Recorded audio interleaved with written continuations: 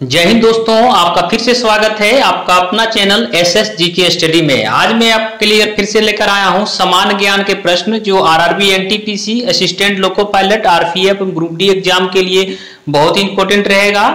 ये प्रश्न जो रहेगा वो वॉलिनियर टाइप का रहेगा, जो पिछले कई सालों में प्रश्न पूछे गए हैं और आगे भी पूछे जाने की संभावना रहती है सब प्रश्न में। तो आप मेरे वीडियो पे पूरा बने रहें। तो देर ना करते हुए चलिए शुरू करते हैं। आज का पहला प्रश्न है कि बुद्ध के उपदेशों का संकलन किस ग्रंथ में है। आपसे बार बार एग्जाम में पूछा जाता है कि बुद्ध के उपदेशों का संकलन किस ग्रंथ में है, तो आपको बता दें किस ग्रंथ में है, विनय पिटक में है। इसे अब याद कर लीजिए, विनय पिटक इसका राइट आंसर हो जाएगा। दूसरा नंबर प्रश्न है इब्राहिम खां गर्दी किसका एक महत्वपूर्ण सैनिक अधिकारी था। तो इब्राहिम खां गर्दी जो थे वो किसका महत्वपूर्ण सैनिक अधिकारी था, तो याद रखिए पेशवा बालाजी बाजीराव का। किसका था? पेशवा बालाजी बाजीराव का। तीसरा प्रश्न है तैमूर ने किस सुल्तान के शासनकाल में भारत पर आक्रमण किया था। यह भी एग्जाम में बहुत बार आता है, तो बता दें नसरुद्दीन महमूद के शासनकाल में तैमूर लंग ने भारत पर आक्रमण किया था। चौथा नंबर प्रश्न रहेगा सैयद वंश का संस्थापक कौन था। तो सैयद वंश का संस्थापक कौन थे, तो थे खिज्र खां। आपके लिए एग्जाम में बहुत ही इंपॉर्टेंट प्रश्न आता है कि दिल्ली सल्तनत पर कितने राजवंशों ने शासन किया था। तो दिल्ली सल्तनत पे कितने राजवंशों ने शासन किया था, तो 5 राजवंशों ने। कौन कौन? गुलाम वंश, खिलजी वंश, तुगलक वंश, सैयद वंश, लोदी वंश। इसे भी आप लोग याद रखिएगा, सीरियल वाइज प्रश्न पूछता है कि क्रमशः कौन कौन सा वंश आया था, ये भी आप लोग याद रखिए। तो याद कर लीजिएगा फिर से। पहला था गुलाम वंश, दूसरा था खिलजी वंश, तीसरा था तुगलक वंश, चौथा था सैयद वंश और पांचवा था कौन? लोदी वंश। पांचवा नंबर प्रश्न रहेगा लॉर्ड कॉर्नवालिस ने अस्थाई बंदोबस्त किसके साथ किया था। तो लॉर्ड कॉर्नवालिस ने अस्थाई बंदोबस्त जो लागू किए थे किसके साथ? जमींदारों के साथ किए थे। इसलिए राइट आंसर क्या हो जाएगा इसका? जमींदारों के साथ। छठा नंबर प्रश्न हो जाएगा कि क्रांतिकारियों की गुप्त संस्था जो थी अभिनव भारत, इसका संगठन किसने किया था संगठित? तो बीडी सावरकर ने। किसने किया था? बीडी सावरकर, विनायक दामोदर सावरकर ने अभिनव भारत नामक संस्था को संगठित किया था। सातवां नंबर प्रश्न रहेगा कांग्रेस के प्रसिद्ध लखनऊ अधिवेशन 1916 के अध्यक्ष कौन थे। तो कांग्रेस अधिवेशन जो लखनऊ में हुआ था 1916 में, उसका अध्यक्षता किसने किए थे? एसी मजुमदार ने किए थे। इसलिए इसका राइट आंसर हो जाएगा एसी मजुमदार। इसे भी आप लोग ध्यान में रखेंगे। आठवां नंबर प्रश्न रहेगा सुभाष चंद्र बोस को देश नायक किसने कहा था। तो सुभाष चंद्र बोस को देश नायक किसने कहा था? रविंद्रनाथ टैगोर ने। नौवां नंबर प्रश्न है बहिष्कृत हितकारिणी सभा के संस्थापक कौन थे। तो बहिष्कृत हितकारिणी सभा के संस्थापक जो थे कौन थे? डॉक्टर भीमराव अंबेडकर। 10वां नंबर प्रश्न है किस घटना से क्षुब्ध होकर रविंद्रनाथ टैगोर ने नाइटहुड की उपाधि ब्रिटिश सरकार को लौटा दी थी। तो रविंद्रनाथ टैगोर ने जो नाइटहुड की उपाधि मिला था उसको किस घटना से क्षुब्ध होकर उसे लौटा दिया था? तो जलियांवाला बाग हत्याकांड के कारण वह लौटा दिए थे। प्रश्न आपके लिए आएगा कि जलियांवाला बाग हत्याकांड कब हुआ था। तो आप लोग बता दें कि 13 अप्रैल 1919 को जलियांवाला बाग हत्याकांड हुआ था। आपके लिए प्रश्न ये भी आता है कि जलियांवाला बाग हत्याकांड के समय गवर्नर जनरल कौन था। तो कौन था? Lord Chelmsford. इसे भी आप लोग याद रखेंगे।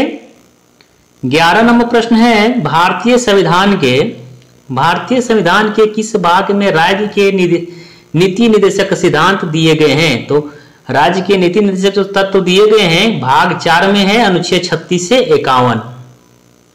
12 नंबर प्रश्न रहेगा भारतीय नागरिकों को मौलिक अधिकार प्राप्त है। तो भारत में मौलिक अधिकारों की संख्या कितना दिया गया है? 6 अधिकार दिया गया। और मौलिक कर्तव्य क्या? मौलिक कर्तव्य की संख्या भी वर्तमान में कितना है? 11 है। पहले 10 था, अभी वर्तमान में कितना है? 11 है। कि 11वां जो है 86वां संविधान संशोधन 2002 के द्वारा माता पिता को 6 से 14 वर्ष के बच्चों को क्या है, शिक्षा उपलब्ध कराने का जो है उसे मूल कर्तव्य में डाल दिया गया है। 13 नंबर प्रश्न है, कलकत्ता बम्बई मद्रास में उच्च न्यायालय की स्थापना कब की गई थी? तो कलकत्ता बम्बई और मद्रास उच्च न्यायालय जो स्थापना किया गया था 1861 ईस्वी के जो एक्ट बना था उसके अनुसार किया गया था, इसलिए राइट आंसर इसका क्या है 1861। 14 नंबर प्रश्न है, संसद के संयुक्त अधिवेशन की अध्यक्षता कौन करता है? संसद के जो संयुक्त अधिवेशन की अध्यक्षता करता है कौन करता है? लोकसभा स्पीकर, लोकसभा अध्यक्ष करते हैं। प्रश्न ये भी आता है कि संसद के संयुक्त अधिवेशन की अध्यक्षता जो करते हैं, संयुक्त अधिवेशन किस अनुच्छेद के तहत बुलाया जाता है? तो अनुच्छेद 108 याद रखिएगा इसको। संयुक्त अधिवेशन अनुच्छेद 108 के तहत बुलाया जाता है। इसका जो अध्यक्षता करते हैं लोकसभा के अध्यक्ष के द्वारा किया जाता है। 15 नंबर प्रश्न रहेगा, सह्याद्री रेंज को किस नाम से भी जाना जाता है? तो सह्याद्री रेंज को क्या जाना जाता है, किस नाम से? पश्चिमी घाट के नाम से भी जाना जाता है, इसे भी आप लोग याद रखिएगा। 16 नंबर प्रश्न है, कील नहर किन दो समुद्रों को जोड़ती है? तो याद रखिएगा कील नहर जो है बाल्टिक सागर को उत्तरी सागर कर लीजिए, उत्तरी सागर को जोड़ता है। इसको ट्रिक साथ कर लीजिए आप लोग, KUB कील नहर जो है उत्तरी सागर को बाल्टी सागर से जोड़ता है, किन दो समुद्र को जोड़ता है? के से कील हो गया, यू से उत्तरी सागर को बाल्टिक सागर से जोड़ता है, क्यूब आप लोग याद कर लीजिए। आपके लिए प्रश्न यह भी आता है कि स्वेज नहर किन दो सागरों को जोड़ता है? तो हो जाएगा भूमध्य सागर को लाल सागर से, उसका टेक्निक हो जाएगा, ट्रिक हो जाएगा आपके लिए SBL, स्वेज नहर भूमध्य सागर को लाल सागर से जोड़ता है। 17 नंबर प्रश्न रहेगा, अमरावती, भवानी, हेमावती, काबिनी किस नदी की सहायक नदियां हैं? तो ये सब जो नदियां जो है कावेरी नदी की सहायक नदी है। यदि वीडियो आपको अच्छा लग रहा हो तो लाइक कर दीजिए, दोस्तों के साथ शेयर भी कर दीजिए। 18 नंबर प्रश्न रहेगा, नींबू में मुख्यतः कौन सा एसिड उपस्थित रहता है? तो नींबू में मुख्यतः कौन सा एसिड उपस्थित रहता है? साइट्रिक एसिड रहता है। नींबू में कौन सा एसिड? साइट्रिक एसिड उपलब्ध रहता है। 19 नंबर प्रश्न रहेगा, वास्तविक सूर्योदय से कुछ समय पहले ही सूर्य दिखाई देने लगता है, या किस कारण से होता है? तो वायुमंडलीय अपवर्तन के कारण सूर्योदय से कुछ समय पहले दिखाई पड़ने का क्या कारण है? अपवर्तन के कारण। 20 नंबर प्रश्न है, भोजन में लोहे की कमी से कौन सा रोग हो सकता है? तो हो जाता है एनीमिया रोग होता है। कौन सा रोग? एनीमिया रोग। 21 नंबर प्रश्न है, बायसिनोसिस बीमारी किस अंग को प्रभावित करती है? तो बायसिनोसिस नामक जो बीमारी है वो फेफड़ों से संबंधित है, वो फेफड़ों को भी प्रभावित करती है। 22 नंबर प्रश्न रहेगा, जल में जो पानी का बुलबुला है किसकी भांति व्यवहार करता है? तो जल में जो पानी का बुलबुला अवतल लेंस की भांति कार्य करता है, अवतल लेंस की भांति इसका व्यवहार करता है। 23 नंबर प्रश्न हो जाएगा, पीतल के निर्माण में कौन सा धातु प्रयुक्त होता है? तो पीतल के निर्माण में कौन सा धातु? तांबा प्लस जस्ता, याद रखिएगा। और कांसा में क्या होता है? कांसा मिश्र धातु किसका है? तांबा प्लस टीन का। दोनों में कंफ्यूजन रहता है, याद रखिएगा तांबा प्लस टीन हो जाएगा इसका, तांबा प्लस टीन हो जाएगा किसका? कांसा का, और पीतल का तांबा प्लस जस्ता। 24 नंबर प्रश्न रहेगा, भारत में सुंदरवन कहाँ स्थित है? तो भारत में सुंदरवन कहाँ है? पश्चिम बंगाल में है। यह सबसे बड़ा मैंग्रोव वन है। कौन सा है? सुंदरवन जो है सबसे बड़ा मैंग्रोव वन जो कहाँ पे है? पश्चिम बंगाल में। 25वां नंबर प्रश्न रहेगा, ज्ञानपीठ पुरस्कार से सम्मानित होने वाली प्रथम महिला कौन है? तो वह है आशापूर्णा देवी। कब मिला था इसको? 1976 ईस्वी में। 26 नंबर प्रश्न है, विश्व स्वास्थ्य संगठन का मुख्यालय कहाँ है? तो बता दें विश्व स्वास्थ्य संगठन का मुख्यालय कहाँ पे है? जेनेवा स्विट्जरलैंड में है। विश्व स्वास्थ्य संगठन का स्थापना कब हुआ था? याद रखिएगा 7 अप्रैल हुआ था 1948 ईस्वी को विश्व स्वास्थ्य संगठन का स्थापना हुआ था। आपके लिए प्रश्न ये भी आ सकता है कि विश्व स्वास्थ्य दिवस कब मनाया जाता है? तो कब मनाया जाता है? 7 अप्रैल को मनाया जाता है। 27 नंबर प्रश्न रहेगा,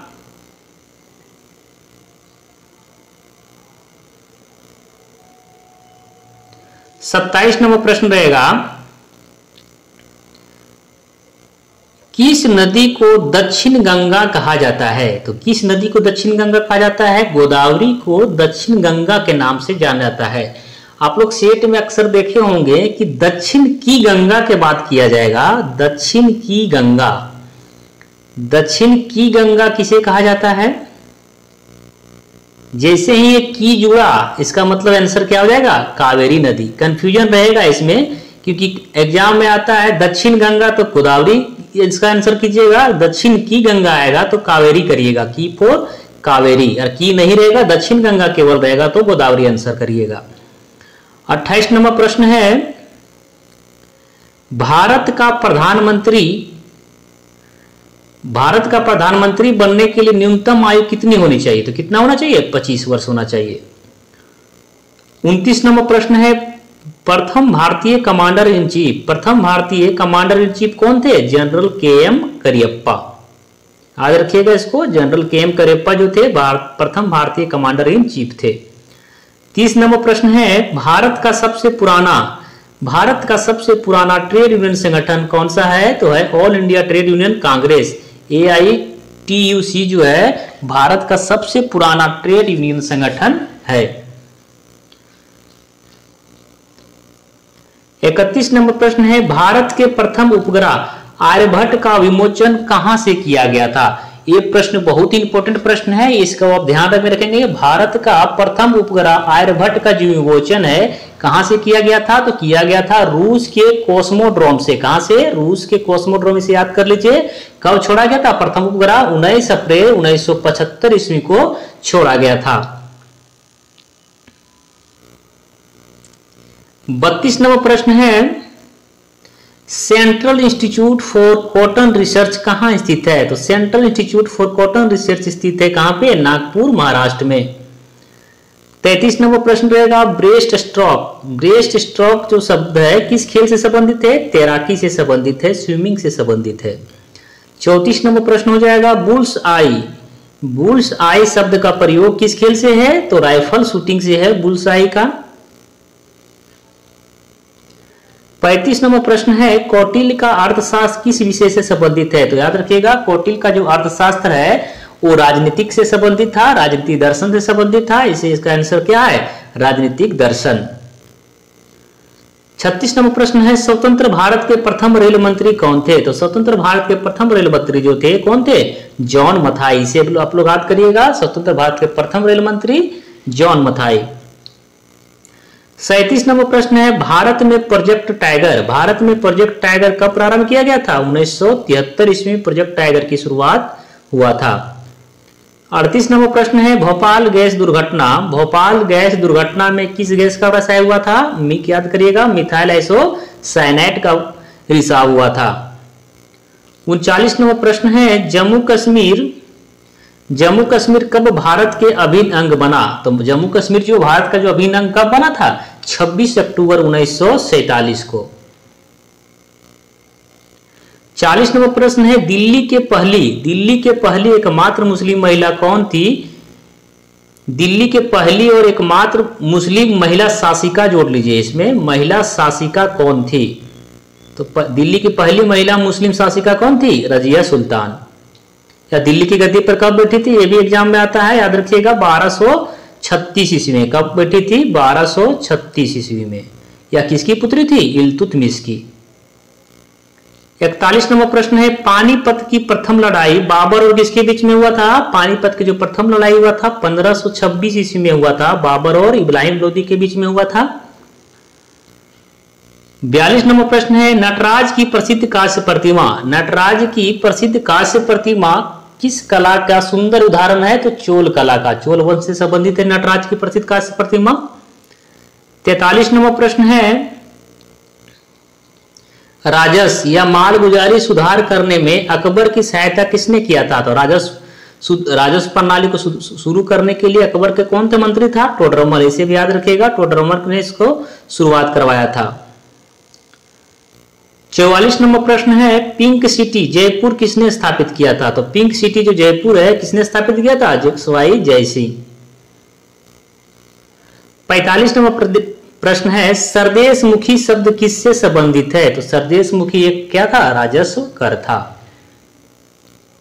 46 तो सेट का 45 प्रश्न ही सेट किया गया था। आपको वीडियो कैसा लगा? यदि अच्छा लगा हो तो लाइक कर दीजिए तथा चैनल पे पहली बार आए हैं तो चैनल को सब्सक्राइब भी कर लीजिए। चलिए मिलते हैं आपको नेक्स्ट वीडियो में, तब तक के लिए धन्यवाद।